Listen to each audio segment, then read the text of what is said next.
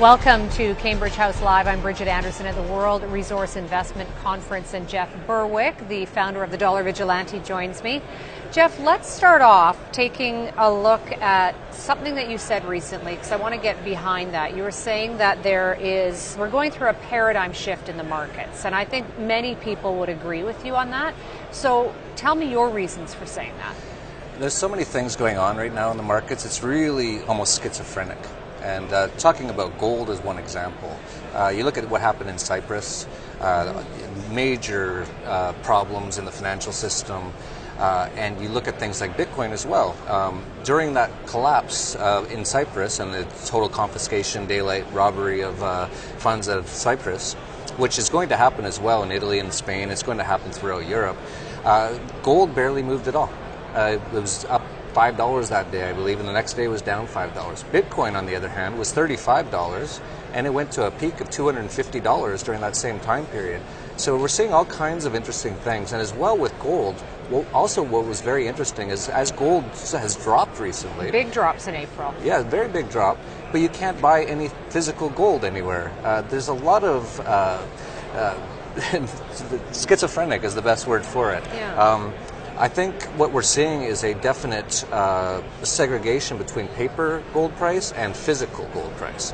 And the paper markets are obviously quite controlled and manipulated.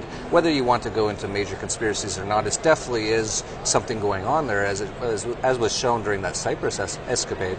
But you can't really explain why gold drops and you can't buy any physical. I think the paper markets and the physical markets are beginning to diverge. And I actually also believe that within the next few years, you probably won't be able to buy physical gold or silver at any price for fiat currency. Well, let's stick with paper assets, because your skepticism also includes stocks. So what do investors, should they own any paper assets at all? It's definitely the most dangerous time in human history for capital right now. Many people don't realize, because if you watch CNBC or you watch your typical media, they tend to say, oh, it's green shoots or it's a recovery. But there's major systemic problems that are actually behind the scenes. George Soros said in 2009 that the financial system collapsed. I agree with him, and that I rarely agree with George Soros. But all they're doing is papering it over. They're printing money. That's what all these QE to infinity, just printing money, trying to make it appear like the system is okay, but it's actually massive systemic problems with the system.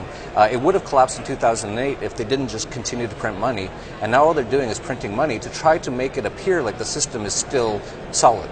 And what do you think is the implication of continuing to print money for that then? Well, I mean, where do you see this going? Zimbabwe, Argentina, that's always the case. As you print large amounts of money, it always goes into eventually some sort of hyperinflation. And you don't think that's too extreme of you? Not at all. That's exactly what they're doing right now. The Federal Reserve has never printed this amount of money ever in its history. It's been over 10% per year of money printing for the last 5 years.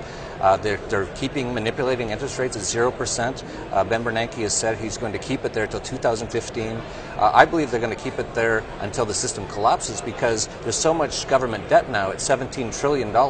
If they were to allow the interest rate to rise to a normal market level, which would probably be well over 10%, $17 trillion would be $1.7 trillion per year just in interest payments alone. That's almost the entire tax theft extortion revenue of the U.S. government. And is this where your interest in Bitcoins came in then? And maybe before we even get started on that, maybe you need to educate us a little bit about what it is. Sure. I'm really excited about Bitcoin because many people used to ask me, they would say, well, if these fiat currencies are going to collapse, what's going to come in its place? And I always used to say the free market, private enterprise will come up with a solution, whether it be gold or silver or something else. And Bitcoin is the first free market private money created.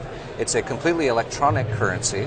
There is no central Bitcoin server, so you can't. The U.S. government right now definitely sees it as a threat. They're trying to shut it down any way they can, but they can't. It's a beautiful thing. It's not based in any one location. It's like a torrent.